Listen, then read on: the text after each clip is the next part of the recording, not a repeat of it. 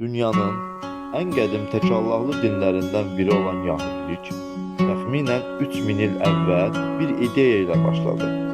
Kainatda tək bir tanrı var. Bu dinin mərkəzində Tövrat dayanır. Qanun, əxlaq, tarix və həyat fəlsəfəsi bir kitabdadır. Yahudilikdə tanrı sadəcə yaradan deyil, insanlarla əhd bağlayan bir tanrıdır. Bu fikir sonraki bütün dinlərin təməlini qoydu. Yahudilik tarixinin ən güclü hissəsi isə diasporadır.